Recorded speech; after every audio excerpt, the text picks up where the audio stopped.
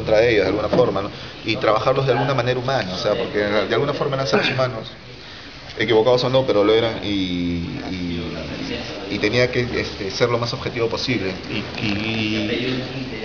y la forma como ellos se desenvuelven, como ellos se expresan, tenía que investigar, pues, ¿no? O sea, cómo hablaban, cuáles eran sus puntos de vista, ¿no?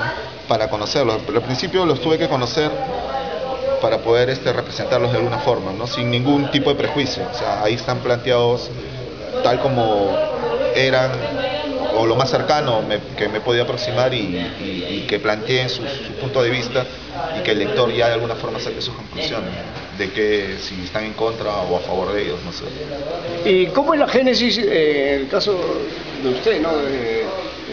Se dio cuenta de que podía trabajar la palabra, o sea, vertirlo, o sea, en un texto literario? O sea, ¿cómo inicia esa génesis en usted, o sea, particularmente? Es que cuando yo estudiaba había presentado cuentos escribía cuentos, o sea, creo que de alguna forma me gustaba escribir ficciones. Entonces, como te digo, cuando me di cuenta que quería escribir un concierto que terminaba en batida, un cuento sobre eso, me di cuenta que me daba para más, y que sin creerme pues el gran escritor, que podía escribir una novela, ¿no? O sea, mandarme, ¿no?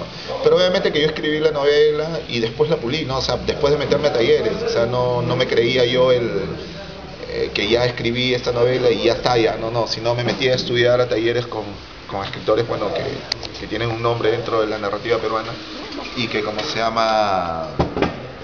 y que me podían dar las herramientas necesarias para poder mejorar lo que había escrito, ¿no? Y pulir la rocaza que había hecho, ¿no? Y poder hacer de alguna forma arte con la palabra, ¿no? Y diciendo, contando una historia, pues, muy importante, o sea, contando una historia dentro de un contexto muy importante dentro del tiempo histórico, el contexto social que se vivió en esos años. ¿Cómo así llegas a hacer un trabajo de casi 400 páginas más o menos? No, son 280 páginas. Bueno, es que había tanto para contar, y eso, que me sobraron muchas cosas que dejé de lado, que no entraron dentro de la trama. Pero si yo quería hacer un libro que sea total, ¿no? O sea, tenía que decir muchas cosas, y ahí estaban, ¿no? O sea, yo tenía la idea y tenía un derrotero a seguir, y si faltaba algo o sobraba algo, lo sacaba así. Faltaba algo, lo tenía que meter. Entonces no me cohibí en escribir, ¿no? O sea, yo no dije esto no va. Solamente lo único que sacaba era porque no encajaba dentro de la trama. Entonces eso sobraron, ¿no? Y que curiosamente ahora, porque mucha gente me ha escrito que ha leído el libro y me piden si hay segunda parte, ¿no? O sea, no, y la novela ahí muere. Pero estos personajes y estas historias que no entraron dentro de lo que era Generación Coche Bomba, los he desarrollado como cuentos, ¿no? Individuales, de cada uno de estos personajes, diciendo más o menos, o contando, o planteando las cosas que quería decir en Generación Coche Bomba, ¿no? Que es básicamente contar cómo mucha gente estaba entre los fuegos, ¿no? O sea, sin participación, que fueron víctimas también de alguna forma, ¿no? ¿y cómo llegaste a hacer, o sea, la novela como una especie de formato, o sea, en A y B, algo así, o sea, como tú más o menos veo que está llena, ¿no? Es que mi idea era, pues ya conforme fui escribiendo, mi idea era que tuviera un formato de tipo las maquetas, ¿no? O sea, dentro de la novela hay mucha música. Mucha música punk y mucha música subterránea.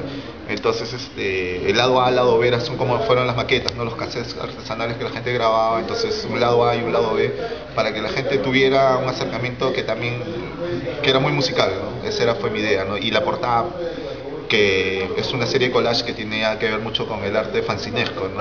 Del collage de los grupos subtes, o de la prensa subterránea, ¿no? que había en esas épocas. Esa era mi idea, ¿no? Que todo despidiera, tanto la historia, como el formato y como lo gráfico, representara lo que fue el rock subterráneo, ¿no? Esa fue mi idea al hacer ese tipo de libro de esa forma, ¿no?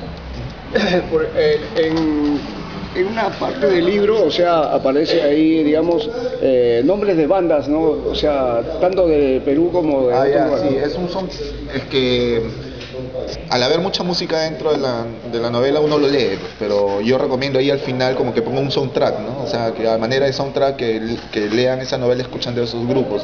Una recomendación para hacer más más total, ¿no? Lo que quiero representar ahí.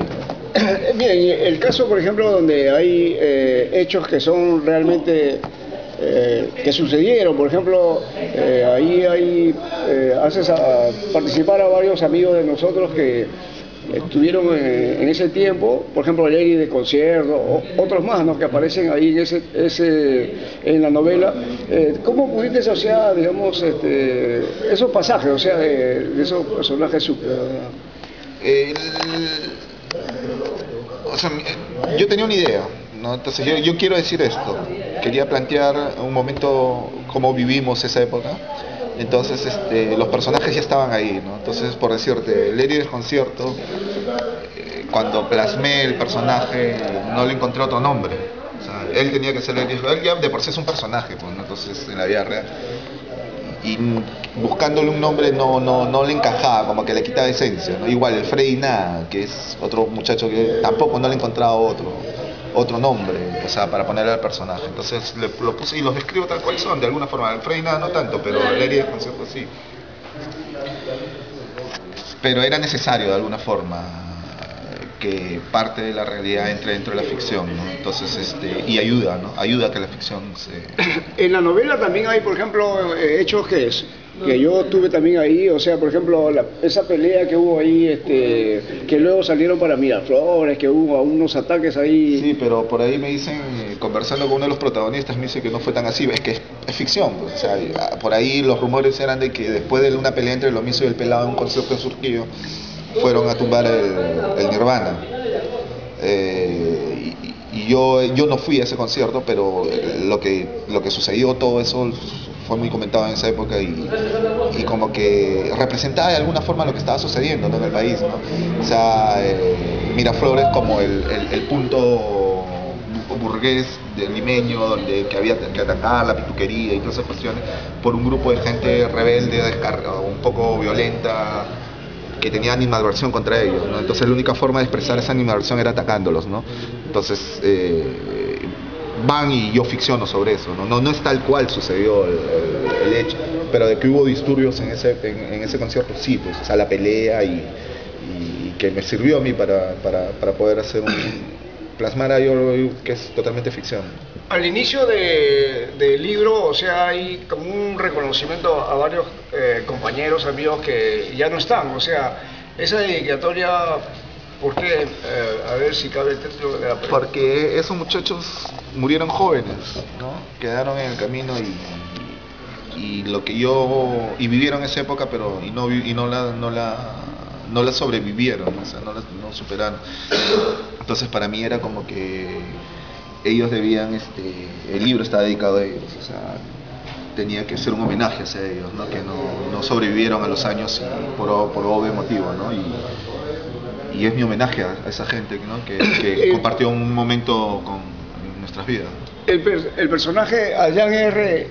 ¿Eres tú? En algunas cosas sí, en algunas cosas no, pero básicamente el que escribe siempre pone parte de su persona, ¿no? Entonces no lo voy a negar, ¿no? Adrián R. tiene parte de mi persona, pero no soy totalmente yo, pues, una cosa así. Dime, y ese pasaje de la novela que es la muerte de uno de los compañeros, que es Benny Hill, ¿eso es bastante ficción o es bastante aproximado a la realidad? Es ficción, sí, pero de acuerdo a los rumores, ¿no? O sea, no hay nada concreto, de verdad, ¿no? O sea, mucha gente, o sea, que las cosas que están hechas están basadas en lo que se habló, lo que se dijo, y en muchas cosas de lo que se vivió también, ¿no? Entonces, esa parte ayudaba a lo que yo quería decir, como te digo. Entonces, hablar sobre esa muerte de Benny Hill no es tal cual fue la muerte de este muchacho, pero es una ficción basada para que ayude a la trama, ¿no? Para que ayude que al final, cuando el lector termina la novela, se dé cuenta de una totalidad, ¿no? ¿Cuál es el mensaje dentro de esa novela, ¿no? y que él lo interprete de su manera, ¿no? El lector, ¿no? O sea, por eso